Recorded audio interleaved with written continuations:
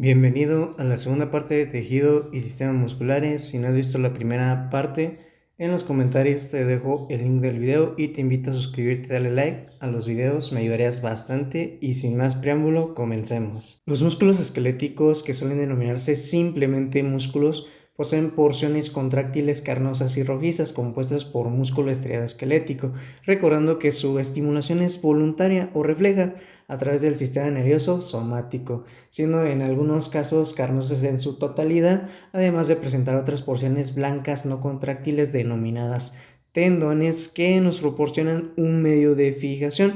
Y los tendones en algunos músculos forman láminas planas, también denominadas aponeurosis, que fijan los músculos al esqueleto, y fascia profunda o la aponeurosis de otro músculo. Resulta que la denominación de la mayoría de los músculos se basa en su función o en los huesos donde se van a insertar. Por decir un ejemplo, tenemos el músculo abductor del dedo meñique que te estoy señalando aquí en pantalla, que realiza la función de abducción de este dedo. También la denominación de otros músculos se basa en su posición. Podemos verlos en medial, lateral, anterior y posterior, o en su longitud, sea corto o largo. Comentado esto, veamos los músculos, que podemos dividirlos o clasificarlos según su forma y conforme a ella denominarlos. Tenemos los famosos músculos planos, que tienen fibras paralelas, a menudo con una aponeurosis. Por ejemplo, tenemos el músculo oblicuo externo del abdomen, que es plano y ancho, como se está señalando aquí en pantalla. Tenemos el músculo oblicuo externo del abdomen. También tenemos lo que es el músculo sartorio, que es un músculo plano y estrecho con sus fibras paralelas. Los músculos peniformes son semejantes a las plumas en cuanto a su disposición de sus fascículos. Pueden ser unipeniformes, bipeniformes o multipeniformes. Por ejemplo, tenemos el músculo extensor largo de los dedos, como lo estamos señalando, que es unipeniforme. Tenemos el recto femoral, en este caso sería bipeniforme, y tenemos el músculo deltoides, que sería multipeniforme. En cuanto a los músculos fusiformes, tienen forma de huso con un vientre grueso y redondeado y extremos adelgazados. Por ejemplo, tenemos el famosísimo bíceps braquial, como te lo estoy señalando aquí. Pasamos a hablar lo que son los músculos convergentes, que se originan en un área ancha y convergen para formar solo un tendón. Por ejemplo, tenemos el pectoral mayor. Ahora bien, cuando hablamos de los músculos cuadrados, tienen 4 lados iguales. Por ejemplo, tenemos el recto del abdomen entre sus intersecciones tendinosas, como lo estamos visualizando aquí.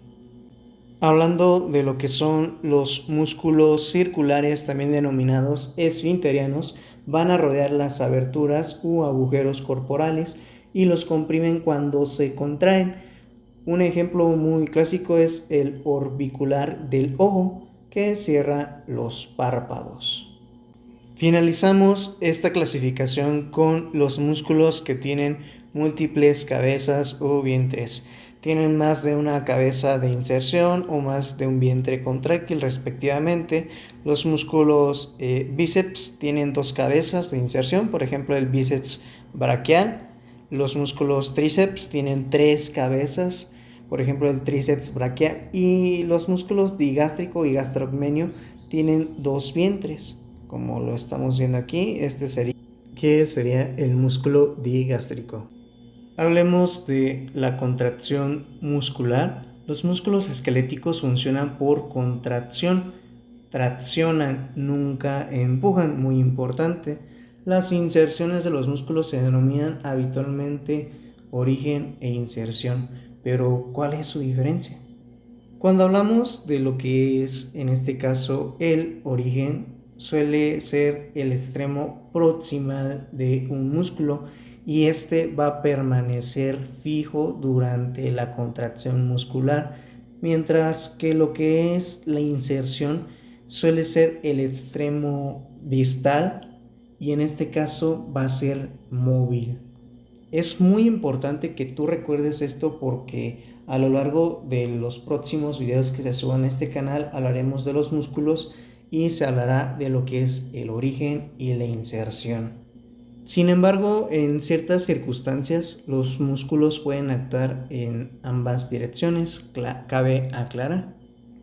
Por ejemplo, aquí te muestro una imagen donde estamos viendo el origen, que suele ser el extremo proximal del músculo, que va a permanecer fijo durante la contracción muscular, mientras que aquí estamos observando lo que es la inserción, que suele ser el extremo distal y es la parte móvil.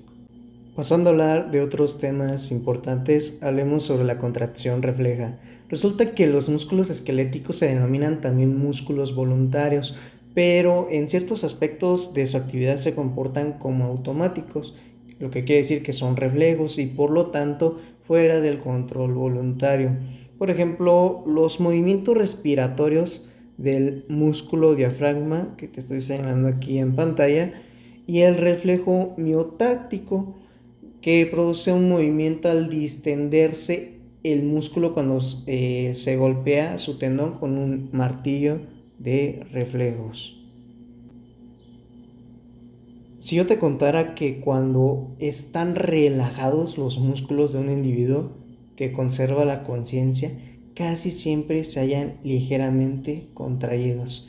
Y esa ligera contracción se conoce como el tono muscular. El tono muscular suele faltar cuando el sujeto se halla inconsciente, como en el sueño profundo o bajo anestesia general o después de una lesión nerviosa que ha producido una parálisis. Cuando hablamos de la contracción fásica, tenemos que decir que existen dos tipos de contracción fásica.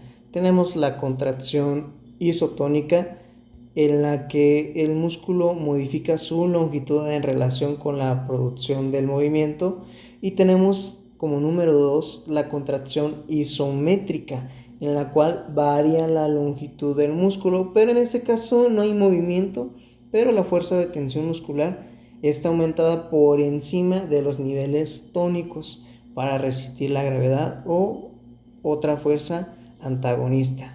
Ahora bien, tenemos la contracción isotónica y la contracción isométrica, pero existen dos tipos de contracciones isotónicas. Como número 1 tenemos la contracción concéntrica, en la cual se produce un movimiento como resultado del acortamiento muscular, por ejemplo, al empujar una puerta o dar un golpe. También tenemos como número 2 la contracción excéntrica, en la cual el músculo se alarga mientras se contrae, es decir, experimenta una relajación controlada y gradual sin dejar de ejercer una fuerza continua. Veamos los tipos de contracción del músculo esquelético, empezando con la contracción isométrica. ¿Qué estamos haciendo aquí? Este músculo sería el deltoides, que mantiene una contracción constante para mantener el brazo en la posición de abducción, y aquí lo que se observa es la resistencia equivalente y la gravedad. En este caso aquí no hay movimiento. Pasando a lo que es la contracción concéntrica, aquí el deltoides quiero que visualices muy bien. En este caso se acorta para levantar el brazo en abducción. Aquí la fuerza generada por el músculo supera la fuerza de gravedad, y en este caso aquí lo estamos observando. Y lo que es la contracción excéntrica, el deltoides aquí se va a alargar para descender el brazo en aducción.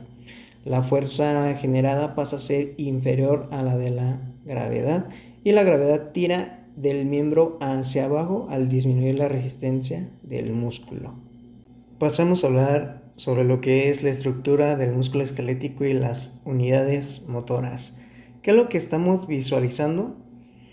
Estamos viendo lo que es el perimicio, el endomicio, las placas, en este caso motoras terminales.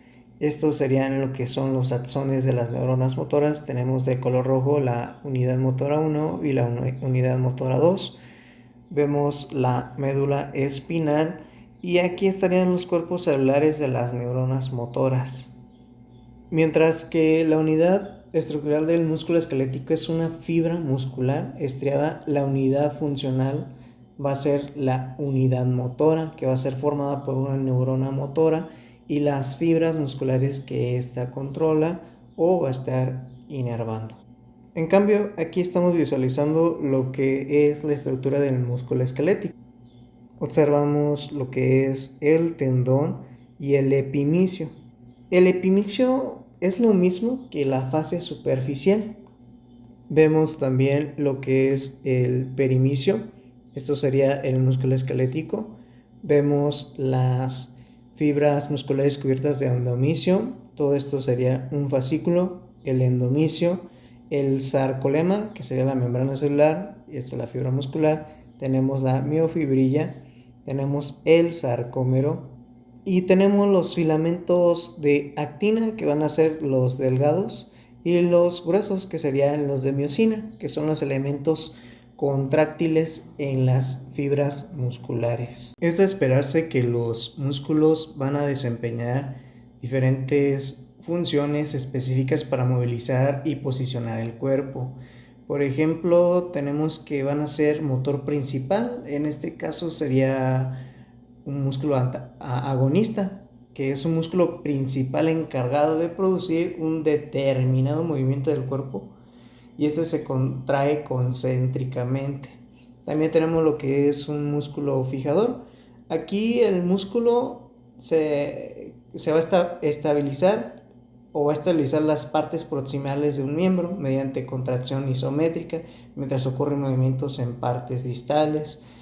Nos encontramos con la sinergista, que es el que completa la acción del motor principal. Tenemos la antagonista, que es un músculo que se opone a la acción del otro. Se menciona también en el libro sobre los músculos coaptador, que es cuando la contracción de un músculo se ejerce a lo largo de una línea paralela al eje de los huesos a los que se está unido y constituye una desventaja para producir el movimiento. En vez de ello, dicho músculo actúa para que se mantenga el contacto entre las superficies articulares de las articulaciones que cruzan.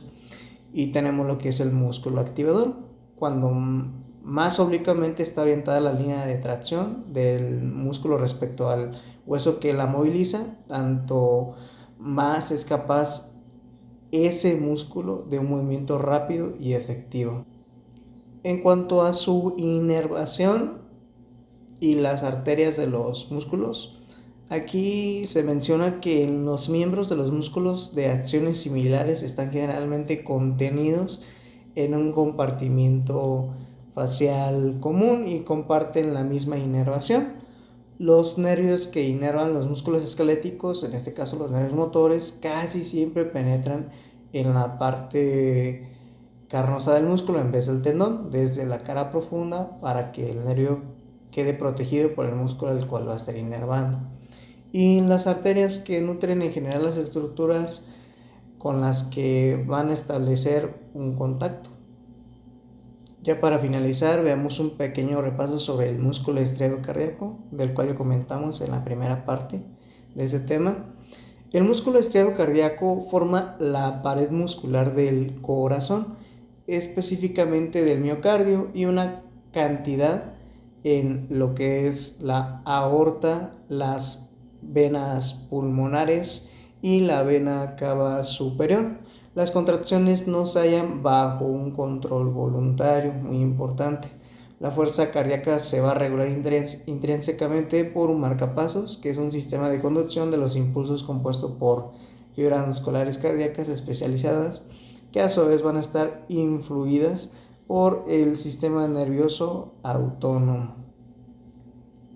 También recordamos el músculo liso, que aquí va a haber una ausencia de estriaciones en las fibras musculares. forma parte de la capa media de la túnica o túnica media de las paredes vasculares. Se va a componer de partes del tubo digestivo y sus conductos, y se encuentra en la piel, donde forma los músculos erectores del pelo, que van a estar asociados a los folículos pilosos, y también se comenta que se encuentran en el bulbo ocular. Este va a ser involuntario y su contracción va a ser tardía y más lenta. Hemos llegado al final de este video y de la segunda parte. Te recomiendo ver la primera si no lo has visto. Ya se encuentra aquí en el canal. Nos vemos en un próximo video. Escríbeme en los comentarios desde dónde me estás visualizando y qué fue lo que más te gustó del video o si te fue de utilidad. Muchas gracias.